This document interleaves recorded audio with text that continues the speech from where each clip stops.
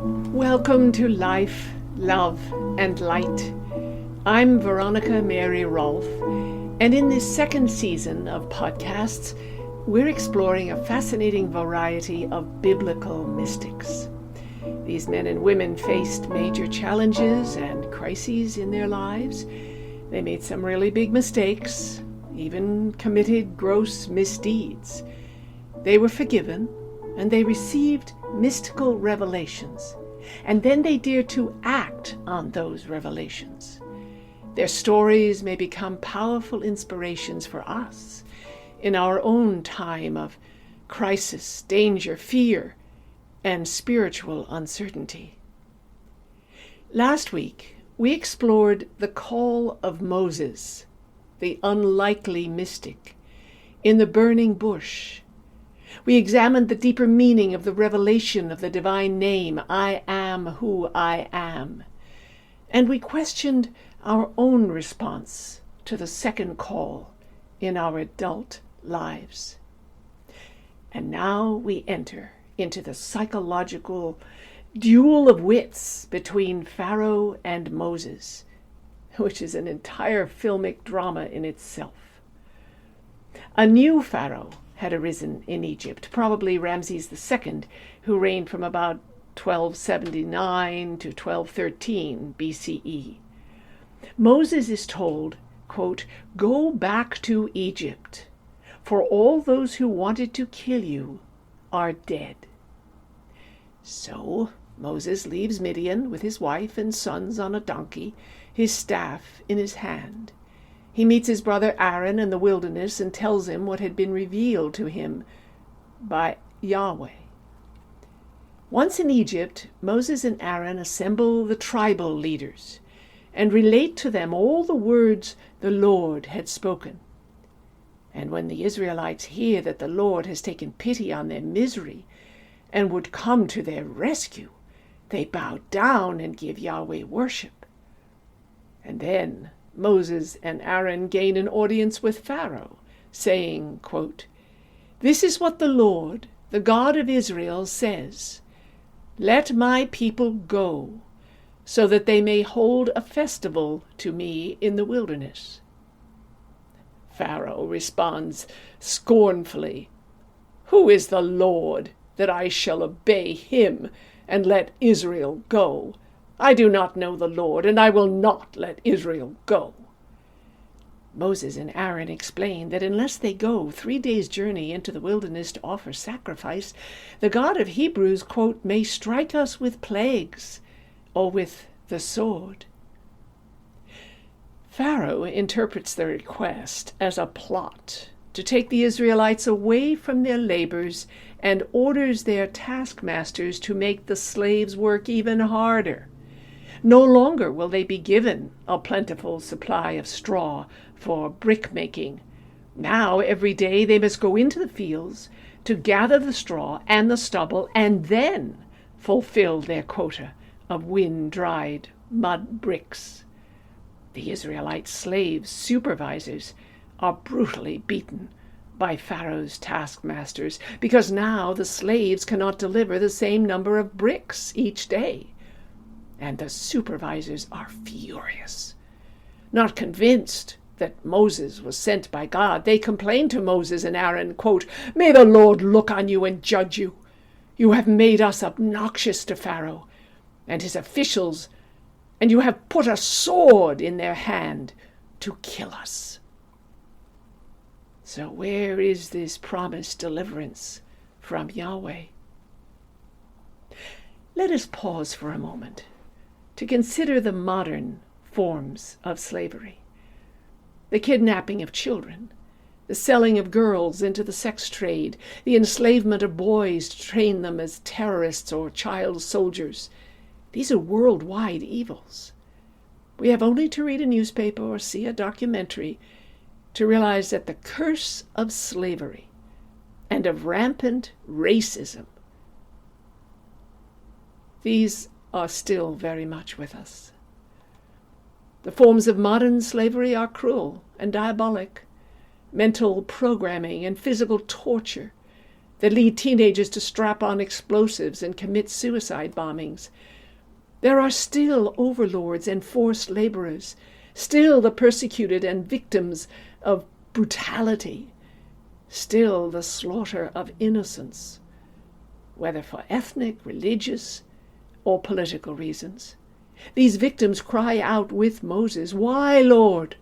Why have you brought trouble on this people?" And we cry out too.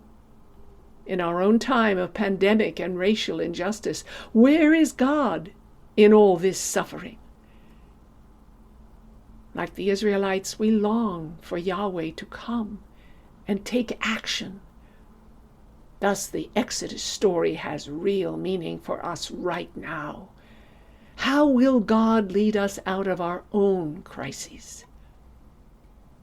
Well, in the story, Yahweh reveals his power working through human beings, Moses and Aaron, and by means of 10 plagues. First, Moses strikes the waters of the Nile with his rod and turns them to blood. The fish die, the river stinks, and eventually all the drinking water in the land becomes polluted, a desperate situation in a desert environment. Quote, "But the Egyptian magicians did the same things by their secret arts, and Pharaoh's heart became hard. He would not listen to Moses and Aaron, just as the Lord had said." Pharaoh is not impressed and returns to his palace while the Egyptians must dig in the sand for sources of fresh water. For the second plague, Moses and Aaron stretch out their rods and bring forth frogs that cover the whole land, Pharaoh's palace, the Egyptians' homes, as well as jumping all over the bodies of court officials and the people. But again, the magicians do the same. Pharaoh summons Moses and begs that the frogs be removed. If so, he will let Israel go. So Moses cries out to the Lord, the frogs die and have to be gathered up in heaps. Quote, "But when Pharaoh saw that there was relief, he hardened his heart and would not listen to Moses and Aaron, just as the Lord had said." The pattern is repeated again and again. Moses asks Pharaoh to let the Israelites go so that they may worship their God on the mountain, and he threatens a new plague if Pharaoh does not relent. Pharaoh, in cool stubbornness, refuses. And then, through the agency of Moses, Yahweh sends, or allows, in succession the plagues of gnats, flies, dead livestock, festering boils, hailstones, locusts, and the descent of total darkness on the whole land. In every instance, the catastrophic results of each plague at first compel Pharaoh to a temporary change of mind. He promises to release the Israelites if only Moses will pray to his God to relieve the infestation or natural disaster. Moses pleads with Yahweh, and the plagues abate. Predictably, Pharaoh reneges on his decision. Throughout, the narrator of this story depicts an intense psychological power play between Moses as the appointed prophet and messenger of Yahweh and Pharaoh as lord of all the land and the earthly representative of the Egyptian sun god Ra. Yet, as the story develops, we see that the struggle is less between Moses and Pharaoh than it is between the God of the Israelites and the gods of Pharaoh. It becomes a masterfully dramatized duel of theologies. With the last plague, the death of his own firstborn son, as well as the firstborn of all his people and their flocks, Pharaoh finally seems willing to accept defeat. So the Israelites prepare to depart from Egypt. But first, they celebrate the Passover, the very first Passover, on the 14th day of the month, that is Nisan. In every generation, when celebrating the Passover feast, the Israelites were to recall their former enslavement and their liberation. They were directed to tell their children why they celebrate the Passover. Quote, "I do this because of what the Lord did for me when I came out of Egypt." The Bible teaching even commanded the Israelites to wear, symbolically, their remembrance. Quote, "This observance will be for you like a sign on your hand and a reminder on your forehead that this law of the Lord is to be on your lips." How could they forget? When was it ever known that any nation escaped slavery through the personal intervention of their God? And we recall that Jesus and his disciples also celebrated the Passover, reclining on cushions, as was the custom, and eating the unleavened bread, fulfilling the sacred obligation to remember the passing over of the angel of death who spared the Israelites. They dipped the bitter herbs in salted water to recall the years of bitter toil and copious tears suffered by their people under Pharaoh's domination. They ate the roasted lamb, most probably prepared by women who had followed Jesus from Galilee. But then at his last Passover, the Last Supper, before his crucifixion, Jesus did something of even more profound import and infused a radical new meaning into the Passover meal.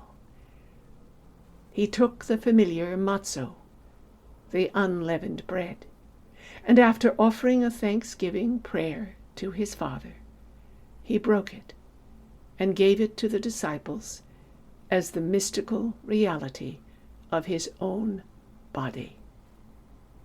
At the end of the meal, he offered his disciples the cup of wine as his own blood. By so doing, Christ indicated that he himself was the Paschal Lamb, whose blood would be poured out on the cross for the forgiveness of sin. He anticipated that he would enact a new Passover that would effectively carry all who believe in him from sin and death into eternal life. And furthermore, Christ promised that his perfect sacrifice would establish a new covenant between God and humans, an everlasting covenant sealed in his own blood. From then on, all who believe in him would be marked by the blood of the Lamb on the doorposts and lintels of their hearts. Thus, for Christianized Jews, Pesach came to indicate not only the annual festival of Passover, but Christ himself, who was sacrificed on the cross, a lamb without blemish or defect. And just as the Passover lamb was to be roasted whole, and not one of its bones was to be broken, so at the crucifixion Christ's legs were not broken. Quote, "These things happened so that the scripture would be fulfilled. Not one of his bones will be broken." And after Christ's death and resurrection, his disciples, like the ancient Israelites, remembered his words and actions at the Last Supper and repeated them as a perpetual memorial. Jesus had begged them to do so. Quote, "Do this in remembrance of me." When we receive the body and blood of Christ, under the appearances of bread and wine, Christ's risen presence forms us into living members of his mystical body, the church. Christ becomes our spiritual food and drink, nourishing and filling us with divine life.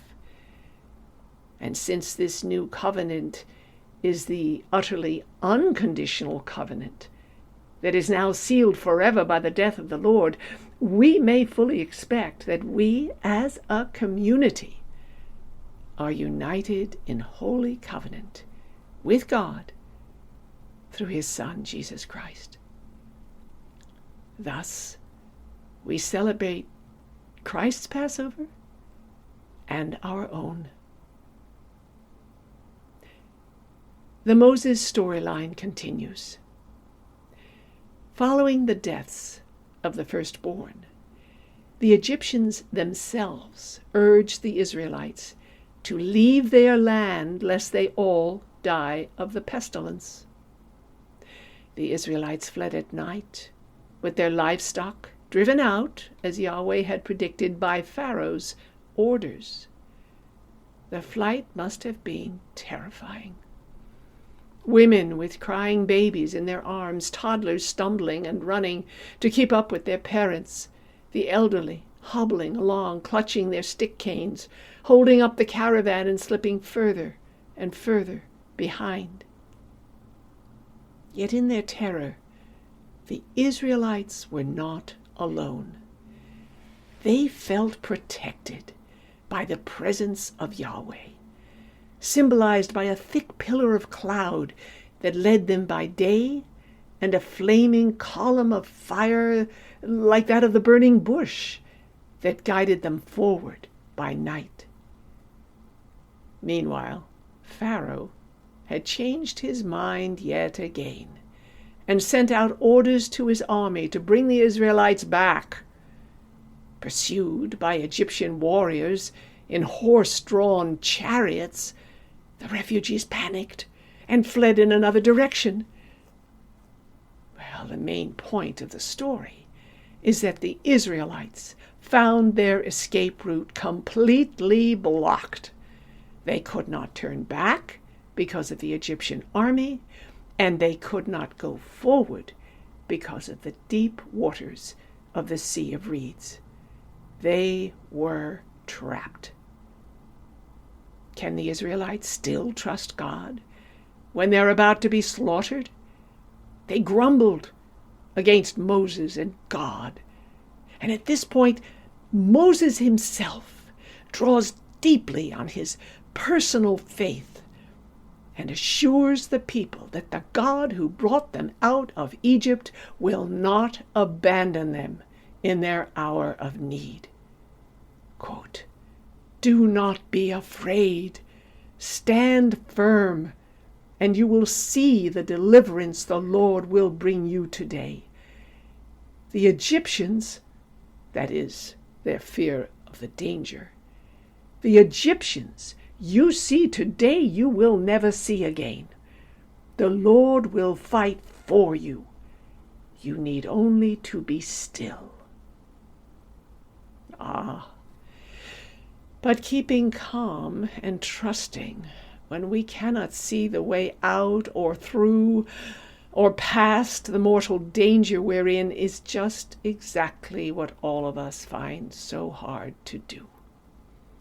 Do you see how utterly relevant this story is to the pandemic plague and the social upheavals and the religious and racial persecutions we're going through right now? Thereafter, the angel of God, who had been leading the Israelites, moved behind them, as did the pillar of cloud. And thus the cloud came between the desperate Israelites and the fast-approaching Egyptian army. Moses stretched out his hand over the sea, and a strong east wind blew all night long, as it had at creation when the Spirit of God was hovering over the waters.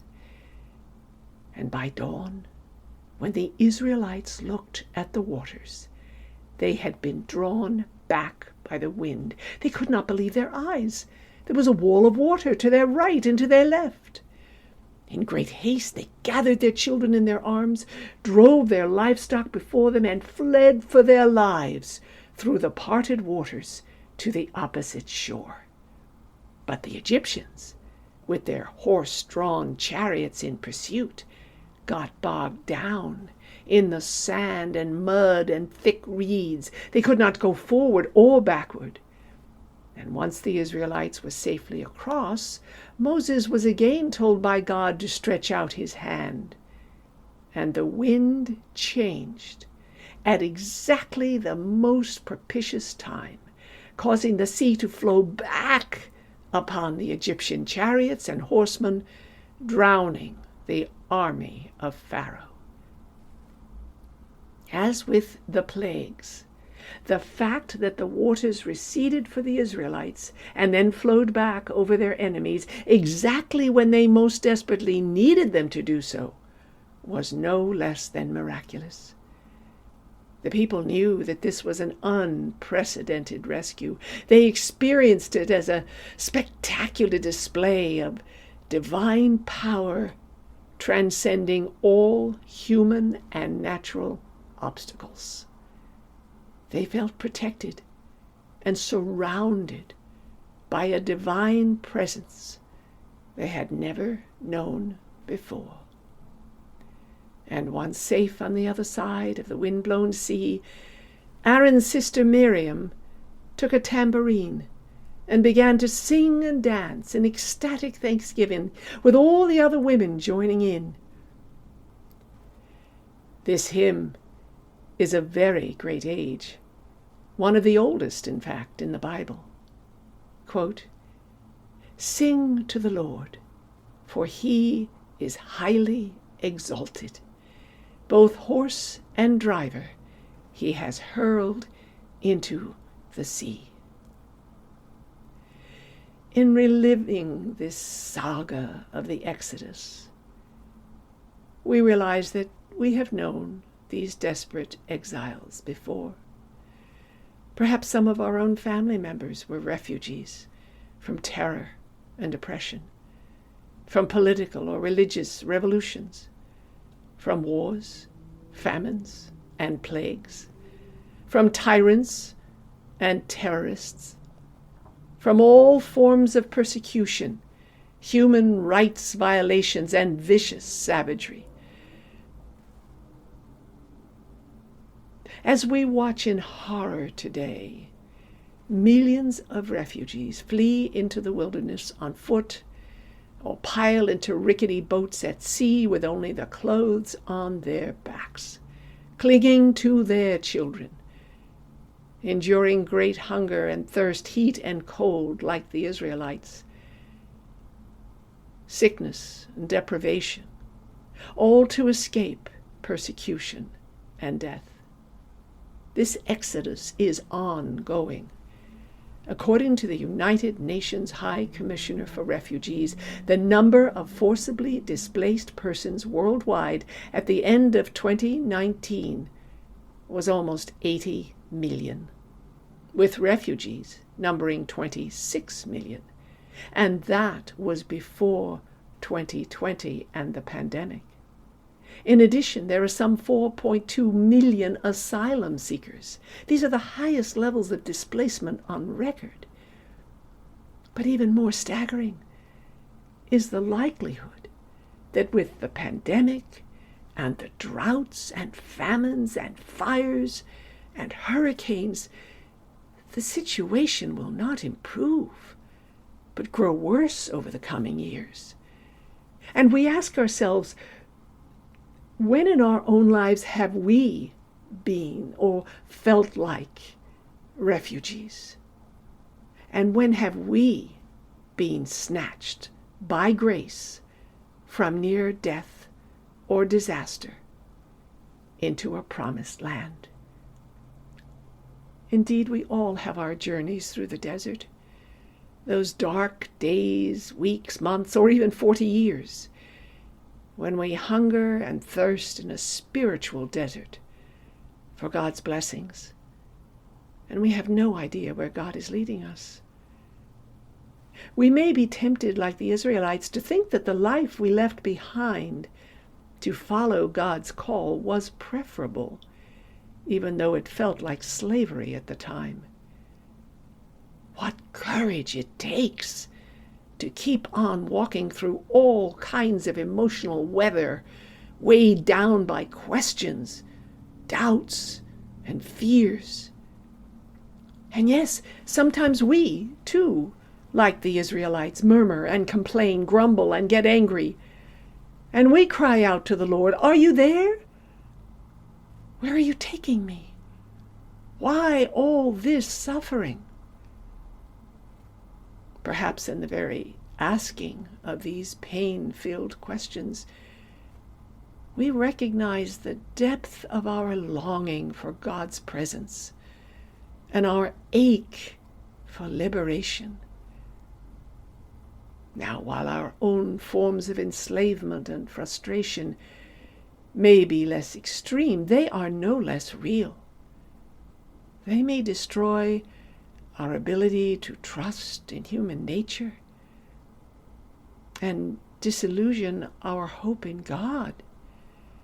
Like Moses, we ourselves may have to flee into the wilderness to escape something or someone that haunts us from our past. We may need to find a place where we're not known in order to begin again, anew. We may take refuge by making a retreat and spending time in silence, contemplation, and prayer. One thing we may be sure of: once we reach a critical point of need, God will find us and reveal what we are to do with our lives. However, we must be patient. We may have to wait a long time in spiritual and sometimes physical exile before we receive some clarity. Through it all, we must ardently expect that God will not leave us in the wilderness forever. As we've seen, God is the God of presence, not absence. And like Abraham and Moses, we must hold on to God's call and God's promise. We were created for a divine purpose, and it is God's will that that purpose be fulfilled. So the holy desire that burns within our hearts is itself God's promise of eventual freedom. It was God who placed that longing in us in the first place. And through the darkness, we must remember the abundant gifts that have been given to us in the past, and eagerly anticipate the blessings yet to come in the future. We must give thanks that God is truly with us in the daily manna that sustains us, and the life-giving waters of grace that quench our thirst. And we must develop spiritual eyes with which to see that God is guiding us in every courageous decision, every well-meaning effort, every loving relationship, every journey, creating the path under our feet as we walk. And we must also trust with all our might that we are being hollowed out by suffering in order that we might be filled, not emptied, liberated, not further enslaved. And finally, we must trust that, like the Israelites, our desert experience will eventually lead us across the waters of the terrifying sea to God's holy mountain and the freedom of the children of God.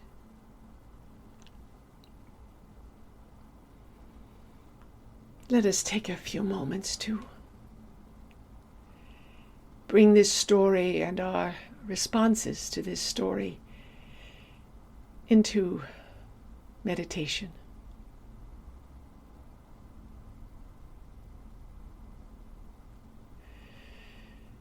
Take a deep breath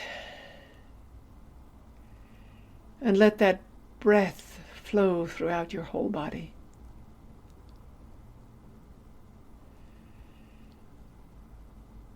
Through your head and neck, shoulders and arms, through your chest and abdomen,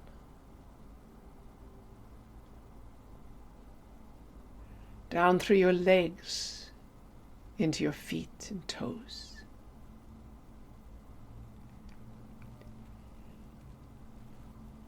Don't hold the breath. As you breathe in, let the breath flow all the way out, as though it's being stirred up from deep below, where your fears are.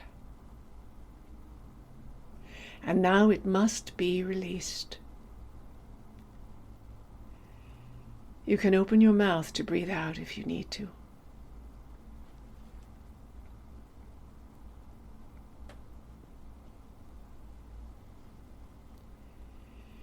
And then when you're ready, very gently, bring your mind towards your heart.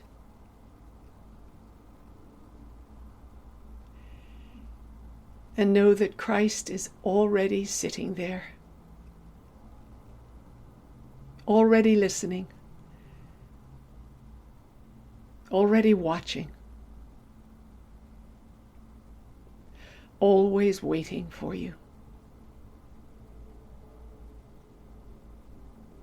What keeps you from being aware of his presence all the time?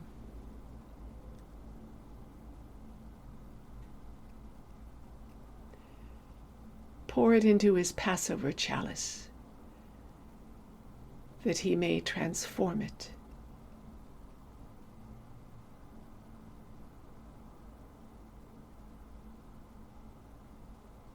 What strength do you need from him today, every day?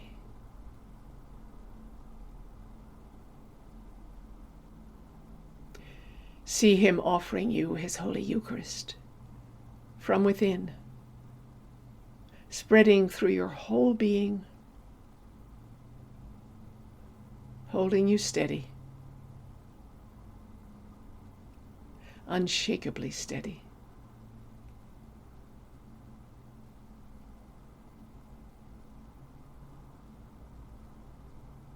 What is it to renew your sacred commitment to Christ in love, breath by breath?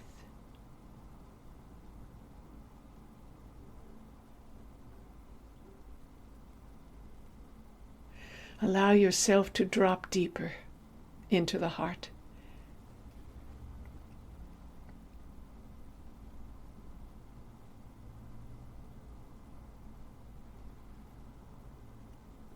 Rest there.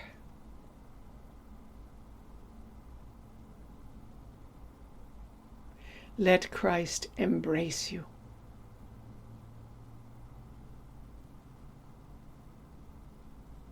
Forgive you. Heal you. Love you.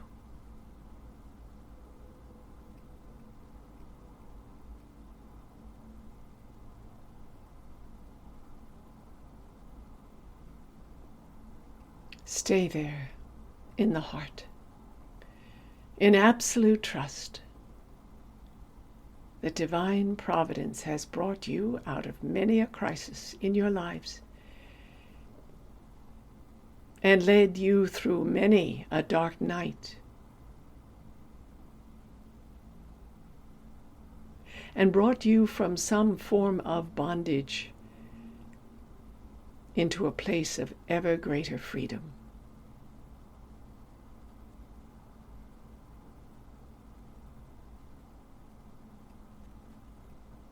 And know that divine providence will continue to do so.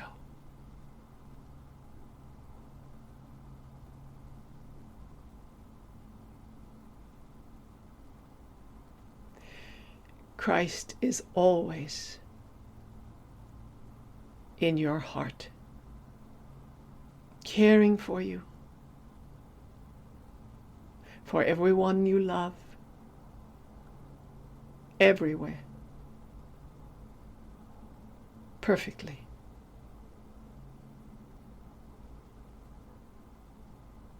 Surrender and commit your whole being to His presence.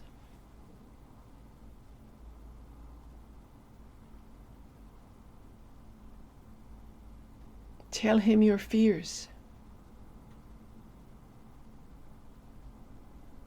and hear Him speak to you the same words He spoke to Moses. Do not be afraid. Stand firm, and you will see the deliverance the Lord will bring you today. The Lord will fight for you. You need only to be still.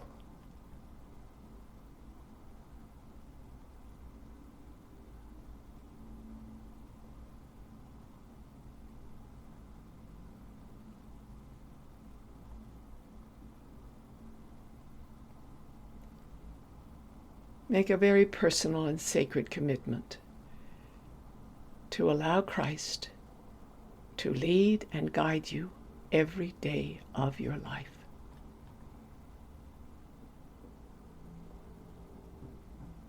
And trust that Christ's work in and through you will help to heal the sufferings of the whole world.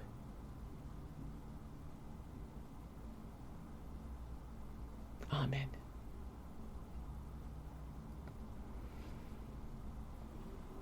The story of the faithful Moses, the man most unlikely to be a mystic who became God's mouthpiece, following divine instructions to lead his people out of slavery, has vast resonances for our suffering world today, where millions of people are displaced, as we mentioned, by war or hunger or poverty, risking everything to escape and be free. We must pray for them all, because in a very real way, we are all one people.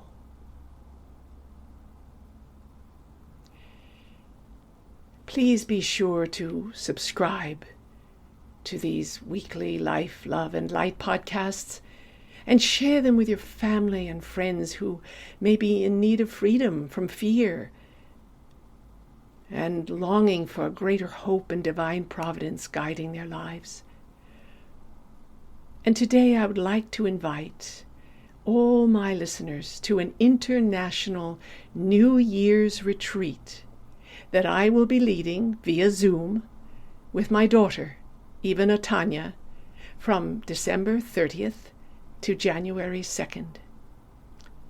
This retreat will be based on our new book, Living Resurrected Lives, What It Means and Why It Matters. Eva and I will explore what it would take to believe so firmly in the reality of resurrection, both Christ's glorification and the promise of our own, that our lives would be radically transformed by that faith right now. Eva, who is a scholar, teacher, and a retreat leader, Eva and I will go in depth to examine the gospel accounts of resurrection, seeking to find the bedrock of belief in resurrection. We will examine St. Paul's teachings on resurrection, as well as many other aspects of living our lives as sons and daughters of the resurrection. And the retreat will include guided meditations through which you may develop a practice of resurrection mysticism to transcend suffering, doubt, and fear, especially in these dark and dangerous times in which we live. We hope this New Year's retreat will be an enlightening and contemplative experience, so that you may pass from the many crises of 2020 to a deeper faith and hopefulness in 2021. Please visit my website for retreat information and to register. VeronicaMaryRolfe.com, and go to the retreats page. All are welcome to join us, and for those of you who live in different time zones, be assured the retreat will be recorded so that all who register may view it at your own convenience. And also on my website you'll find information about my books, Suddenly There Is God, on which these Biblical Mystics podcasts are being based, and of course the new book, Living Resurrected Lives. These two books were written to affirm faith, to instill hope, and to inspire love in the story of your lives every single day. They will make perfect Christmas gifts for all those you love. And next week, in anticipation of the season of Christmas, we will explore the New Testament story of two sublime biblical mystics, Mary and Joseph. We will enter into their divine call to be the mother and foster father of the long-awaited Messiah. We will explore their response and discover the great faith and courage it must have taken for each of them to say yes. Please join us for this Advent segment in preparation for Christmas. So until next week, I wish you all the blessings of life, love, and light.